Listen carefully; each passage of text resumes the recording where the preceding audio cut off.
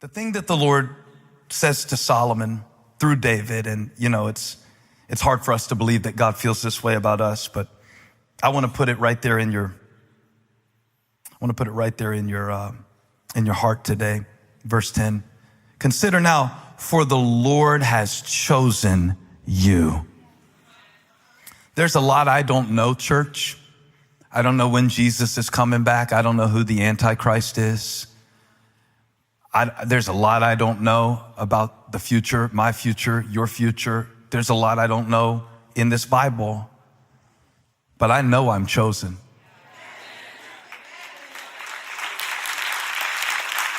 I know that. I know that God chose me to speak this word to you today. I know that. I know that. And I don't believe that you can fully know what you were chosen for as you're going through it, but you can start from the belief, if you choose to, that God has chosen you. You will need to understand that God does not choose like people choose. God does not judge. Remember how he chose David? He said that man looks at the outward appearance, but God looks at the heart. So when God chose David, he wasn't looking for how tall he was. When God chose David, he wasn't looking for how much ability he had, even though he had great ability that he grew into. Yet, when it comes to heaven, he never starts with our ability, but one preacher said our availability. And that means, just waking y'all up. That means that he doesn't call the qualified, rather he qualifies the called. For those he has called, he will resource for everything that he has chosen them to do. Somebody shout, I'm chosen. I'm chosen. And that ought to make you feel good in your bones, just to know that God chose you. Not only this, but the God who is eternal, who lives outside of time and space, when he was looking for somewhere to live, guess where he said he wanted to dwell? Not in a temple built by human hands, but he said, I want to come and live inside of you. I'm chosen. God walked around the whole neighborhood and he said, I want that house. God looked all around. He was very, very choosy, see, because he had to be, because there is a very specific assignment that God has for your life, and he chose you to do it. Now, if you don't get what I just said, you will struggle with the rest of what I say, because most of us would think that while Solomon was chosen, there is nothing significant about us. While the temple of the Lord is filled with splendor and majesty and onyx and stones and precious rubies and things like that, we look at our lives and we see that we are made of clay. We are vessels that are scooped up out of the dirt, into which he breathed the breath of life. But God said, stop apologizing for the simplicity of the temple of your life and let him fill what he built with what he wants to fill it with. You are chosen. Touch your neighbor and say, you're chosen. Tell them a little more convincingly, because honestly, you sounded a little bit uncertain about that. But God's not unsure about it. God is not confused about it. You might be confused about it. You might look at your life and see it as insignificant. God doesn't. In fact, I would just put in here whatever you need to put in here. Consider now, for the Lord has chosen you to build a house as the sanctuary. But I can do better. God has chosen you to be a house as the sanctuary. Why is this so good to me? I just love the word. Maybe I need to be reminded of it today. Maybe I just need to walk through my house saying I'm chosen. Maybe it's more than a TV show title. Maybe it's more than 12 disciples chosen. Maybe it is a new operating system and a framework from which I need to come at every challenge in my life, knowing that if he gave me the challenge, he chose me before he gave me the challenge. That's why I can fight Goliath. Before this challenge showed up, I was chosen to go for it. I was chosen to fight through it. I was chosen to do it. And the Lord showed me in my prayer time that you don't feel that way a lot of times. And that's okay. Because God shows you what you are chosen for as you go forward. It works in reverse. Be strong and do the work. Be strong and do the work. How do you hear that? Do you hear be strong as a condition like, I need to be strong?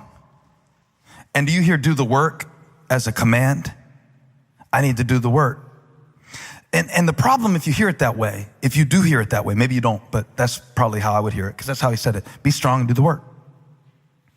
Is that sometimes I don't feel like I meet the condition, be strong, to follow that command, do the work. In other words, I feel overwhelmed by it. I feel like the work that is in front of me is greater than the power that is within me. So I said I wanted to keep this simple, and I don't know how to keep it any more simple than to put it on a poster. Holly said she was going to put it on a coffee mug and a sweatshirt. I didn't have time to do either of those, so I just had to make some posters last night. Y'all bring me my posters real quick, because I was thinking, everybody shout, be strong. Everybody shout, do the work. Now I'm gonna need your enthusiasm. Thank you. I appreciate you. That dude's been faithful in this house. I appreciate him. Y'all give it up. Shout, be strong. Shout it, say, be strong. Shout it like you need to get another rep. Say, be strong. You got this. You can lift this. You can make this. You can do it. If I take it, here you go, chunks. Take this one, be strong. Find somebody in the church. Just walk around till you find them that looks strong. I mean a big old guy, not like they're a prayer warrior. I mean I'm talking like physically strong, big and strong. Just walk around for a minute. Chunks, look at me. Somebody that you wouldn't mind looking like. All right? I just qualify it like that. He's gonna find somebody while I'm talking. Everybody shout, do the work. Who's somebody in the house? I'm gonna let you choose yourself that you want to work out more, getting ready for the summer. You've been saying, okay, you want to do it? Do you want to do it? I don't know. See, here's the way this works. When God chooses people, he knows who he's choosing. I don't know you. So should I choose him for this illustration? I'm gonna come over here. I don't know him. All right, over here. Anybody? You know what? Because you got a tie-dye shirt on, I'm gonna use you. I just think you look handsome. Hurry up. We gotta get this done. Come on. Did you find somebody, Chunks? Is he big and strong? He's big and strong. All right, you come up. Yeah. Oh, you don't know what I'm gonna make you do, so that's all.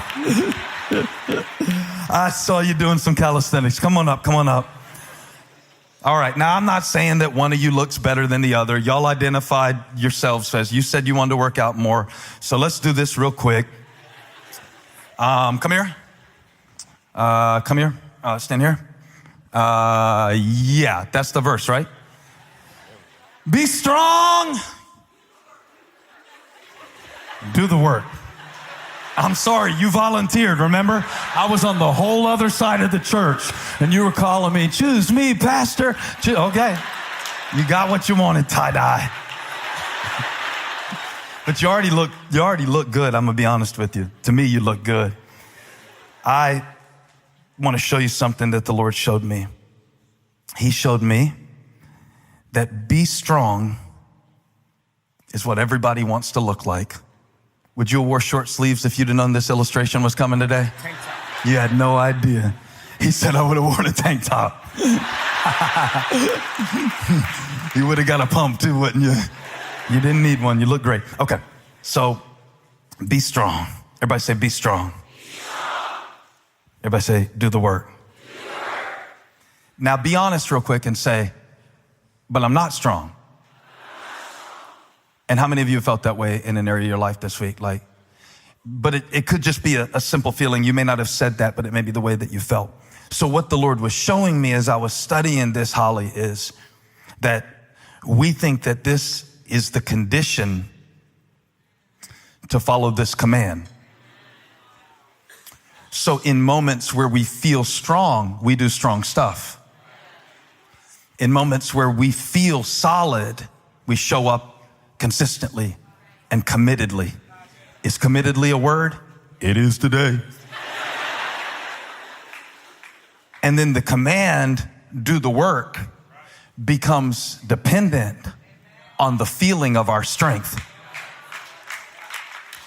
And see, that's fine for people who live by their feelings, but you're not one of them. That's fine for people who aren't chosen, but you're not one of them. That's fine for people who have nothing important to do with their lives, but you're not one of them. For you're a child of the King. For he's given you a temple to build. For he's given you an assignment to complete. For he has given you a testimony. You feeling this? I'm feeling this. Standing between the two of y'all right now. I'm feeling strong as I preach, but I don't always feel strong. But sometimes I have to do stuff that strong people do when I don't feel stuff that strong people feel. So the Lord was showing me, you got this thing backwards, Furtick. You still don't understand faith. You think that faith is when you feel a certain way, you can do a certain thing. You think that faith is when you get details, then you can follow God in obedience. But the Lord said it doesn't work like that. It doesn't work like that. In fact, it works in reverse. So you keep saying, when I get stronger, when I get clearer, when I get older, when I get better, when I get richer, when I get through this, when I get done with this, when I get finished. But God said, I'm not telling you to do the work when you feel strong. I'm telling you, switch places. It works in reverse. Help me, Holy Ghost. God said, I see you feeling weak, but you keep waiting on strength. But it doesn't work that way in the kingdom. Because in the kingdom, if you want to be strong, you've got to do the work. So how do I get up out of this pitiful situation? How do I look like that? I want to look like that. I want to function like that. I want a big back like that. Well, God says, if you want to be strong, you got to do the work. And if you do the work, you'll be strong. And if you'll be strong, you can do the work. And that's why I brought you to church today. Because I got you in the gym today. Because I want to fill you with the Spirit of Jesus today. And resurrection power of God flowing through your body so you get big and strong